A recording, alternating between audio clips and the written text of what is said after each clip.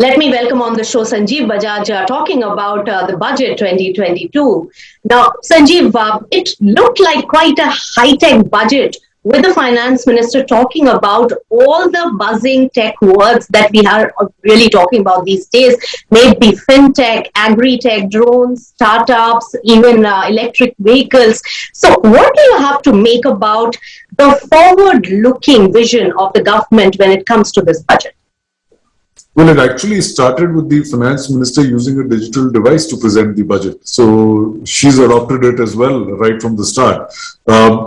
It's a very positive sign because the digital world is changing dramatically. And by the focus that this budget is bringing in a wide variety of areas, what it's actually getting is getting the government on policy, on thinking of innovative funding means, getting private sector in, getting startups and entrepreneurs in, to start building foundations in various areas relating to the future digital world.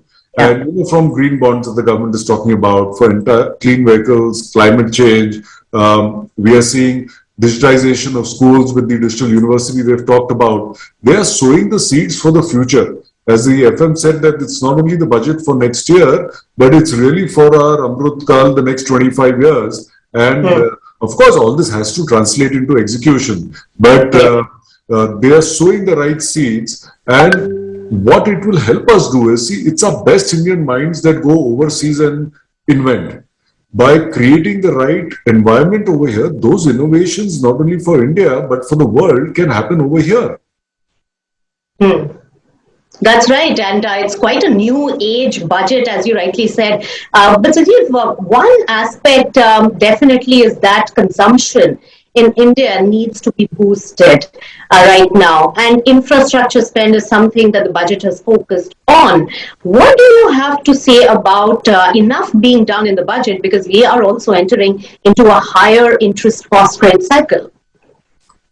So this government, if you see, even in the last budget and even this time, has consciously stayed away from spurring the consumption side by putting in money there, other than through schemes like Manrega, looking after really the rural poor, those at the bottom of the pyramid.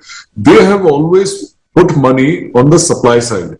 And we have seen results from that even in the last year. By putting more money into infrastructure, you're creating jobs. If you're going to create jobs, you're putting money in people's pockets, and you're going to see consumption increase. You may not see it right away in the short term if you directly were to put money into the middle class pockets. But on the other hand, it's more long term. And to be fair to them, we will put in demands of all types as we think is fit. They need to balance their books also and see where they can get the best value for their buck.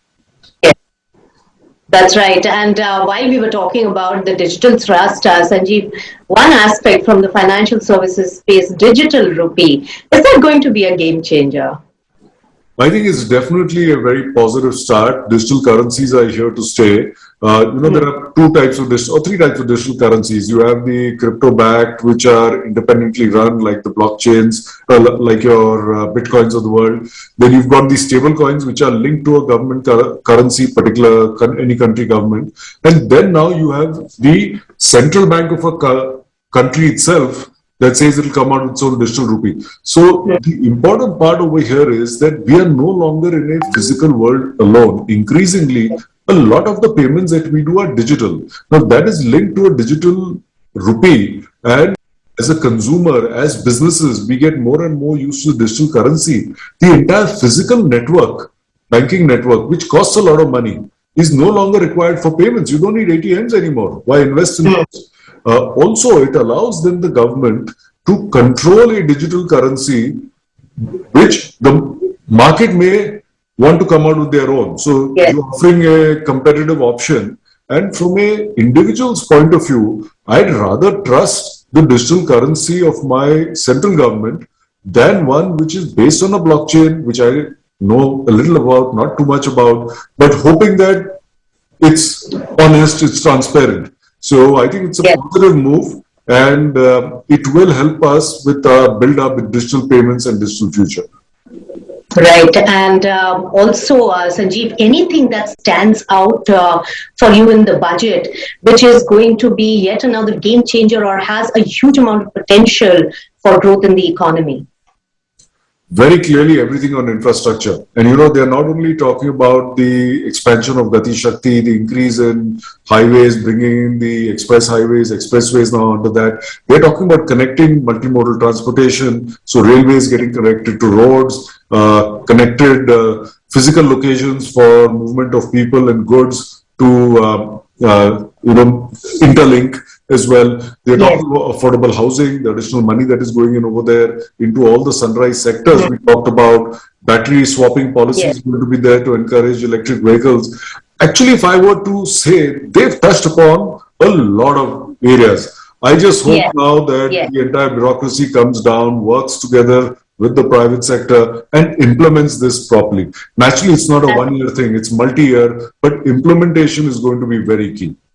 That's right. Execution is the key word right now, and a lot packed in this time budget, and a very new age in its overall approach as well. So, quick word on how you see sustainability thrust.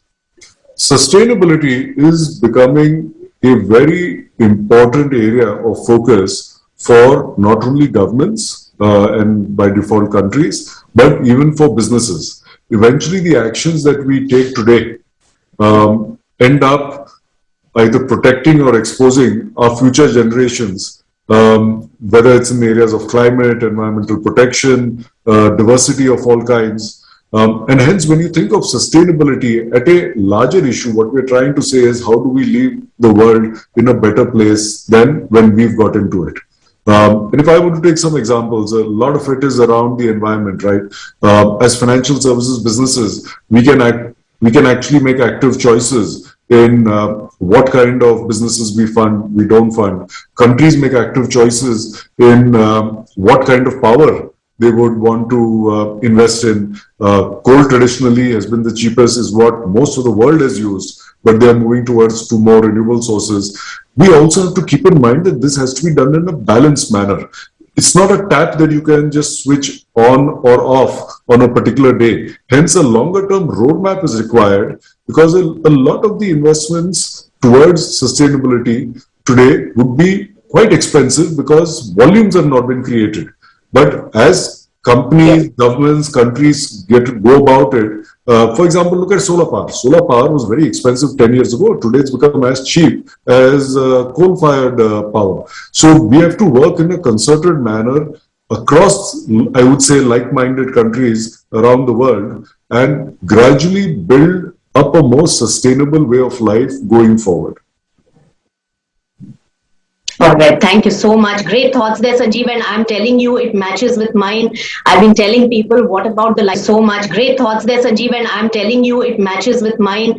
I've been telling people, what about the life cycle of 10, 15 years left for the coal, power plants? We have spent so much in that. India doesn't have that kind of capex and ability. So we can't throw it away. There has to be a calibrated measure. Even in electric vehicles, we don't have the infrastructure. We don't have the, and if battery is going to be done by power generated by coal, in the end, it's not helping. So net, you are, so all these dynamics, people are not thinking very, and even our steel producers, being lowest steel producers in the world, are going to become expensive because Europe has the infrastructure and innovation, which India doesn't. So the per ton cost is going to increase substantially, and we are going to have a huge deficit here. So very good thoughts. I can chat endlessly on this, but we'll catch up on that. Thank you so much. Thank you. Bye-bye.